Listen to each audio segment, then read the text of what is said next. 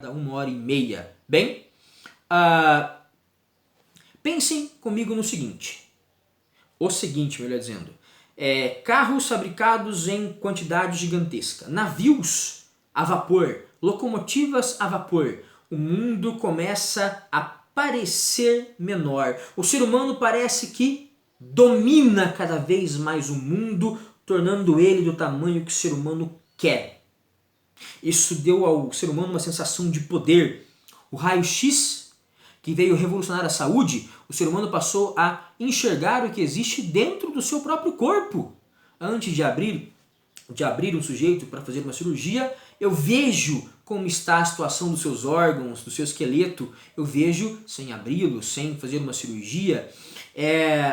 Raio-x deu um poder gigantesco ao ser humano de ver através da carne. Grandes centros urbanos surgiram, tá? Grandes cidades, Paris, Londres, Viena, e nessas cidades a cultura mudou. Cultura é comportamento. Os homens europeus passaram a frequentar grandes teatros, tá? Mais vezes, cafés para discussão de literatura, de poesia, grandes cafés reunindo muitas pessoas. Cafés seriam hoje os shopping centers, tá? Cafés, teatros, cinemas. O cinema foi inventado, uma grande revolução tecnológica, artística, tá? Que mudou o comportamento das pessoas, que passaram não apenas a ler, a frequentar exposições de pintura, mas passaram a ir ao cinema para ter contato com uma obra de arte. Ficou famosa no ano de 1900 a Exposição Universal em Paris. Em vários pontos dessa cidade, da capital francesa, exposições de tecnologia, de invenções humanas, exposições de arte. Gente, era um clima de otimismo, o ser humano dominando cada vez mais a natureza, desenvolvendo tecnologias que tornavam a vida mais fácil, a saúde, a locomoção, as viagens, a produção industrial, tá? A cultura, gramofone, cinema, casas com iluminação elétrica, enfim, os europeus acreditavam nessa visão positivista do mundo, que eles eram os caras, que eles podiam mudar o mundo, que eles podiam fazer, eles eram positivos, tá? E o resto do mundo tinha que aprender com eles. Por isso, eles disseram ao mundo: nós iremos civilizar, ensinar aos africanos a bela vida, a vida europeia, a vida moderna, tá? Bem, como dominar a África então? Se você vai comer uma pizza com seus amigos, você está com 5 amigos, vocês estão em 6, escolhem uma pizza que agrada a todos, ou 2 pizzas, ou 3 pizzas, se vocês comerem muito, e as fatias serão divididas igualmente, o valor pago será dividido igualmente, ou algo parecido com isso, justiça. Senão haverá briga, tá? Se você tem direito a 3 fatias porque pagou por 3 fatias, você não vai aceitar que enquanto foi ao banheiro, o fulano e o cicrano comeram 2 das suas 3 fatias. Vai dar briga. A Europa organizou a África como uma pizza. Nos anos de 1884 e 85, na cidade alemã de Berlim, os europeus organizaram a famosíssima Conferência de Berlim. Conferência de Berlim, que foi uma reunião com vários países. Vou citar aqui os principais: Inglaterra, França, Alemanha, Itália, Espanha, Portugal, Japão, Estados Unidos, Bélgica e Holanda. A Bélgica foi o grande patrocinador a Bélgica presidiu, tá? O rei Leopoldo II foi o presidente dessa reunião. A Bélgica que ganhou o Congo de presente lá no centro da África, falamos disso agora há pouco, tá? Bem, se a Bélgica foi o país presidente, que presidiu, se os Estados Unidos e Japão foram os 2 grandes representantes de países fora da Europa, né? Estados Unidos pela América, Japão pela Ásia, os 4 grandes países dessa conferência foram, sem dúvida nenhuma, Alemanha e Itália de um lado, Inglaterra e França do outro. Na divisão da África, por que eu digo isso? Praticamente todo o noroeste, tá? Divide o mapa africano em norte-sul, tá? Em leste-oeste, tá? No meu caso aqui, leste, direita, oeste, esquerda. A porção noroeste, norte e oeste, ficou para a França. A porção nordeste ficou praticamente inteira para a Inglaterra. A maior parte do sul ficou para a Inglaterra. Inglaterra sul e nordeste. França noroeste.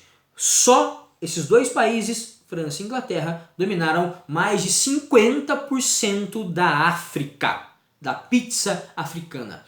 Bem, os outros países ficaram chupando o dedo com um ou outro território, mas dois deles ficaram muito irritados. A Alemanha e a Itália, que em 1871, 15 anos antes, portanto, da conferência, tinham se unificado. Vocês verão isso em outra videoaula.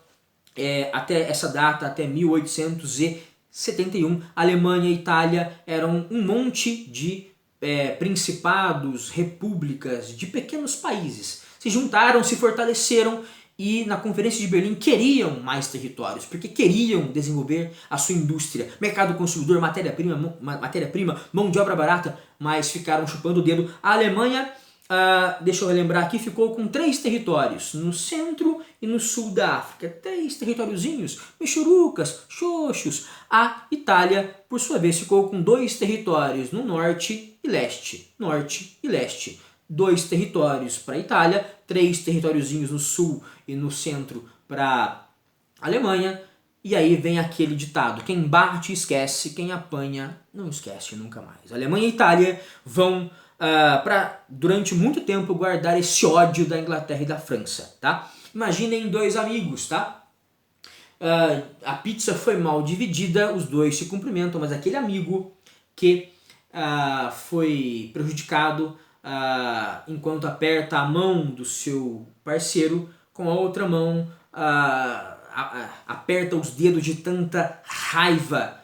A mão está escondida, há uma promessa então de vingança. Enquanto isso, o outro amigo faz o mesmo, porque ele se prepara para receber a vingança do colega prejudicado. A Alemanha e a Itália de um lado, França e Inglaterra do outro, apertaram as mãos, mas por trás escondiam o desejo de vingança por parte da Alemanha e da Itália e de se preparar para receber essa vingança por parte da Inglaterra e da França. Tá? Bem, é isso que chamamos de paz armada e corrida armamentista para encerrar a aula.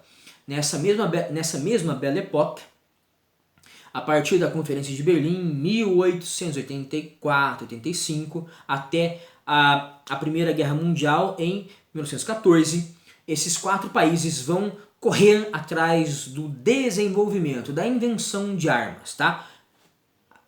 É então que são desenvolvidos canhões mais potentes, eu digo. Gases tóxicos são criados aí. Os principais, mostarda, cloro e fosgênio. Vamos vê-los com mais calma na aula de Primeira Guerra Mundial. Principalmente o gás mostarda, tá? Que provoca cegueira, que provoca asfixia. Hitler foi atingido pelo gás mostarda, ficando cego durante alguns dias. Bem, bombas então de gases tóxicos.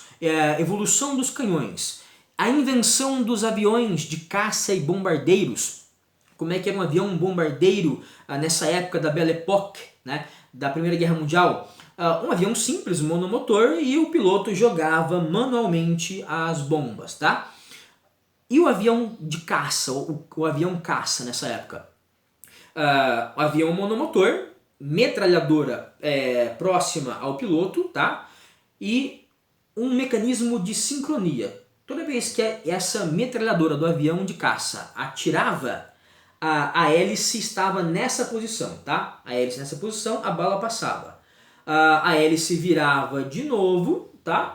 De novo, e aí outra bala saía da metralhadora para assim nunca atingir a hélice. Aviões de caça, bombardeiros, tanques de guerra foram criados, tá? Inicialmente como carros de rodas, mas com uma blindagem e metralhadoras acrescidos, e depois surgiu, no segundo ano da Primeira Guerra Mundial, 1915, o primeiro tanque de guerra da história, o Mark I, tá? Um tanque com esteiras e não rodas, blindagem muito mais poderosa do que os anteriores e algumas metralhadoras e canhões acoplados a ele, tá?